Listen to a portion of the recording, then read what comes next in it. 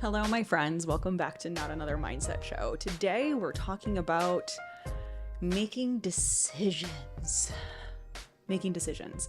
And I'm not really just talking about what am I going to wear today? Where are we going to eat for dinner? But more or less those bigger decisions in your life that feel like life or death scenarios where if I choose one direction, it's wrong. If I choose the other direction, it's going to be right. Have you ever struggled with making a decision before? If you haven't, I'd be very surprised. Or maybe if you feel like, oh, this isn't really for me, I don't really struggle with making decisions. Perhaps it's just because you don't make the decisions because you're scared you're going to make the wrong choice. And listen, I have been there. I've been there a lot. I don't really, honestly, here's the thing though, growth mindset perspective. I don't think you can really ever sidestep big decision making and risk taking and still be successful. I think that that's so much just part of it. It's part of growth and development and learning and success.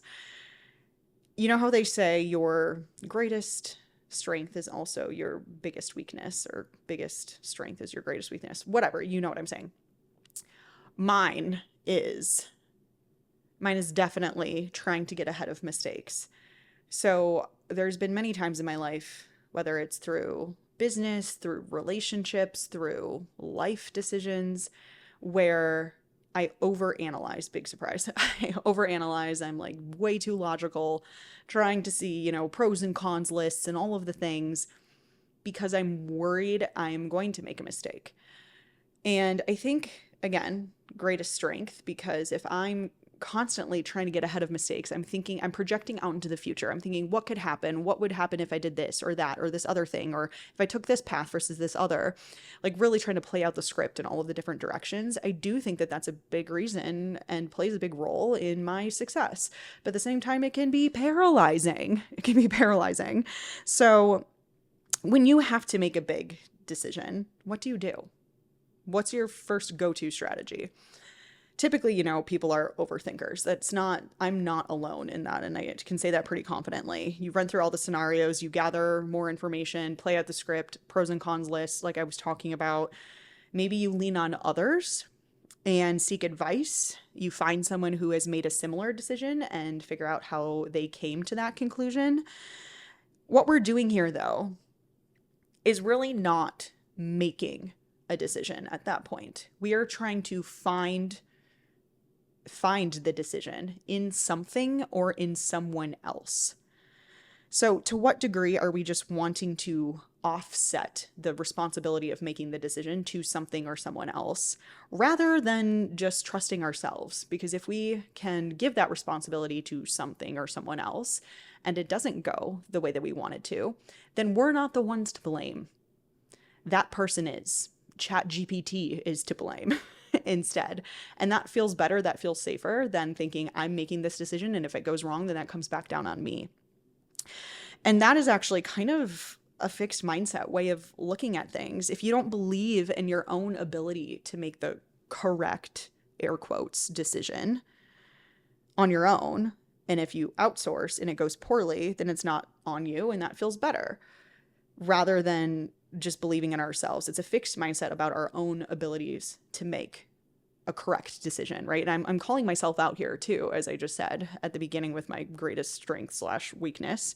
So an example here for all my health and fitness coaches out there, since I know that's a large portion of my audience, it feels better if we or our clients are blaming genetics for inability to lose weight. Because then if the attempt at weight loss doesn't end up working, you lose it, you gain it back, you go through that cycle, then we can offset the responsibility to, oh, that's just my genetics, rather than our own efforts. So even though I tried a bunch and it didn't work, it doesn't matter because it's just my genetics. That feels better. It feels safer. The problem with this is if we truly don't believe that weight loss or correct decision making is possible for us, then you might just get stuck there. And even if you do try, you won't really put in a lot of effort. You won't do all of the necessary things, go out of your way to really develop skills on your own, because what's the point?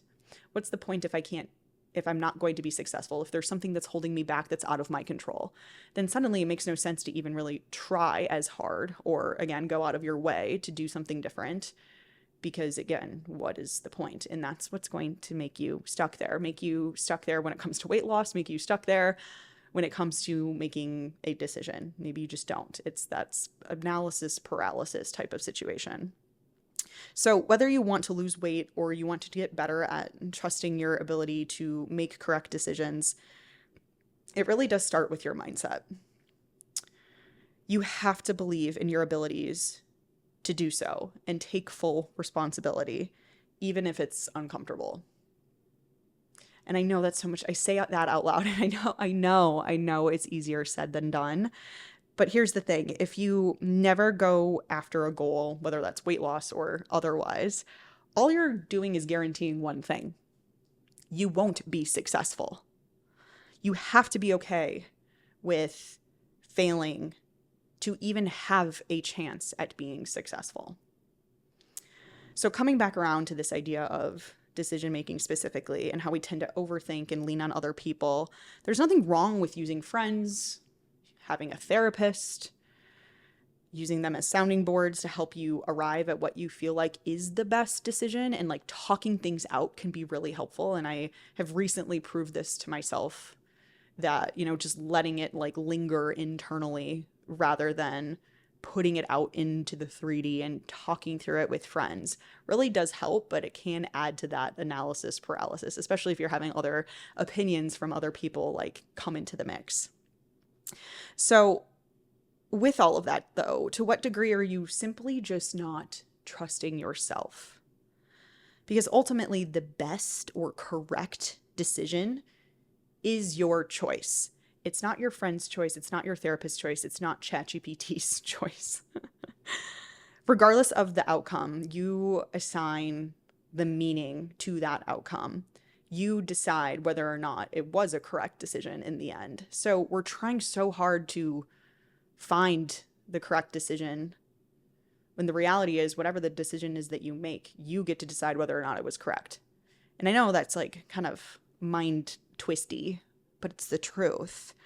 So that really naturally just brings me back to mindset, because your mindset is the lens that you take to see the world through. It's how you assign meaning to things. It's how you make sense of things. So although mindset remains the foundation, there are a lot of other variables at play when it comes to making a decision. We overthink because we don't want to make the wrong decision and later regret it. So we try to weigh all of the options and run the gamut of possibilities beforehand. And perhaps because we don't trust ourselves enough to just choose, like, could it be that simple?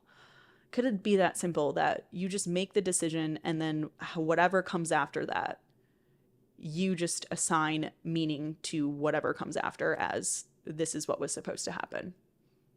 I really think that it could be that simple, but unfortunately, I'm not really sure that we're wired that way, because our brains carry some pretty old software. Like, think back to like caveman, cavewoman days where decisions were often actually life or death. Like, should I eat this berry? Should I move my family to a different cave? Is that going to be the best solution? Because it's all coming down to like survival at that point. And so today, although we're not choosing whether or not we should eat this berry or move our families to a different cave, excuse my silly examples, we're still kind of wired that way, that if we make this decision, is it going to be the end of us? That's often what it feels like with these big decisions. Okay, I need to take a mid-episode pause here to tell you about something really exciting. I'm hosting a free 3-day training series called The Coaching Code, and I really want you there. Thousands and thousands of coaches have enrolled in this 3-part series in the past, and this time, let me tell you, it is better than ever. Inside the coaching code, I'll be diving into specific strategies and tips that you need in order to help your clients stop self-sabotage, stick to the plan, and ultimately stick with you longer.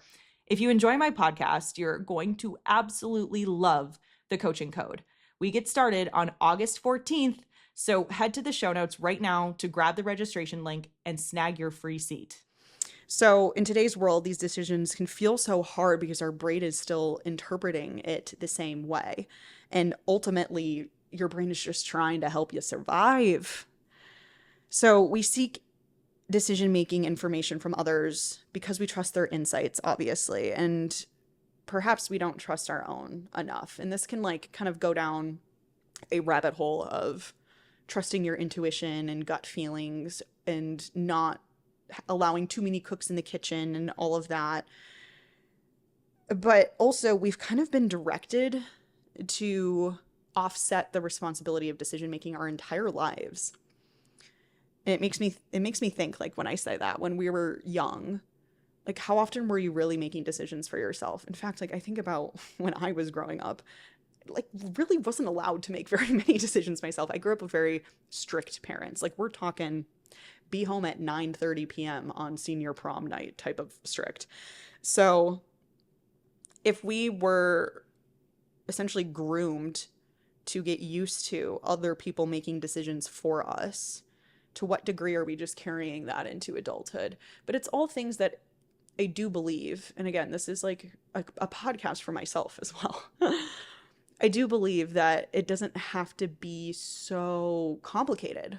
And that if we really just tune in and think about our future and what makes the most sense, what feels the best for us. And I know that kind of gets a little woo-woo at this point, but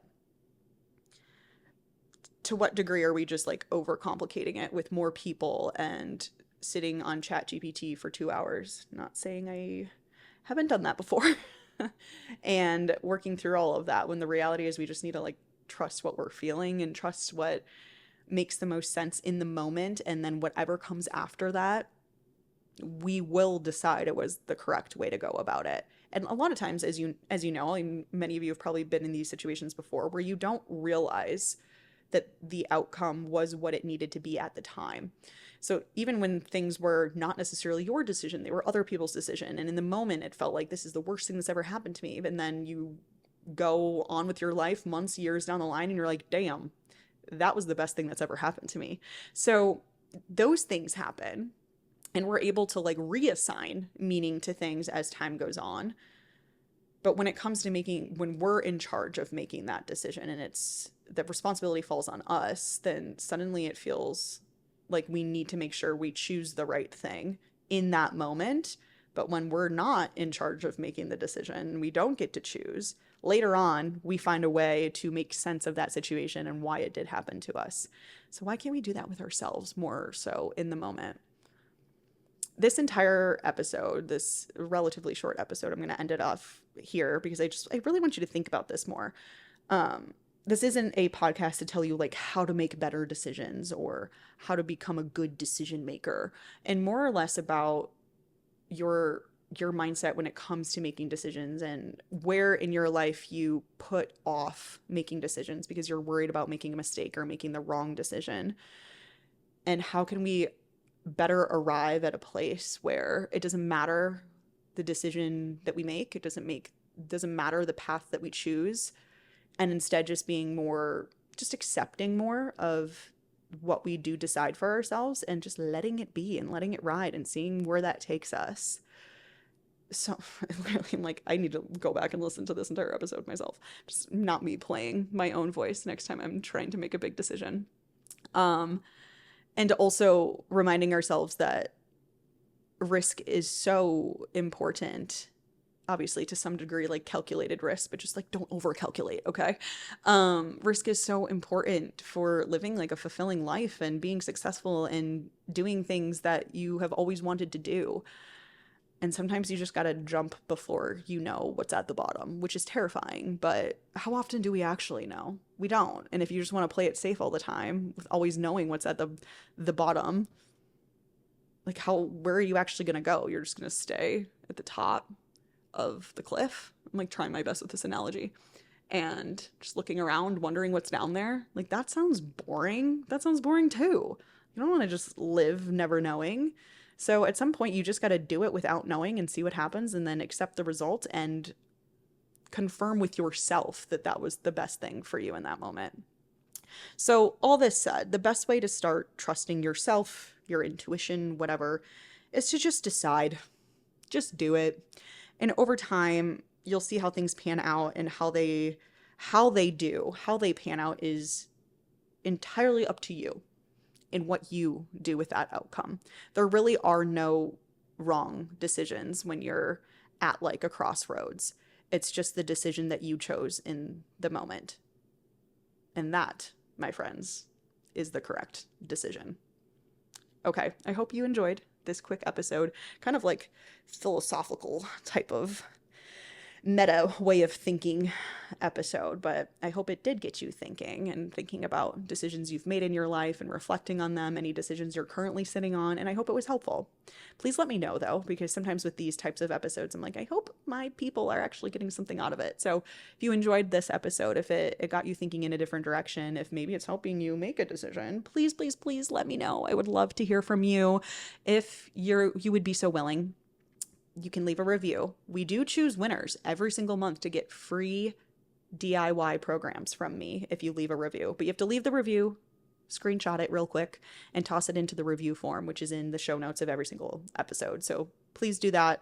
It means the world to me. Also just makes it possible for the show to get out to more people when I have more reviews. So, or, just shoot me a DM and talk to me about it, because I love that too. Okay, I'm going to leave you with that. And best of luck with all of your decision making.